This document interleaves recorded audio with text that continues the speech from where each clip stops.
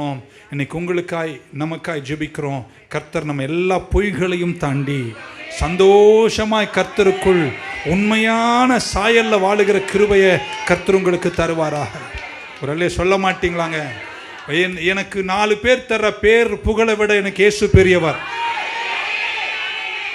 நீங்க என்ன பாஸ்டர்னு பெருமையா கூப்பிடுறதை விட கூப்பிட்டப்போ கூப்பிடாடிக்கோ எங்க அப்பாக்கு என்ன நல்லா தெரியும் என்ற நிலைக்கு நீங்க வந்துடணும். ஹல்லேலூயா. நம்ம பிறரோடு நம்மளை ஒப்பிட்டு வாழ தொடங்குகிறோம். உங்களை கடவுள் வெயிட் பண்ணுவார். ஆமென்.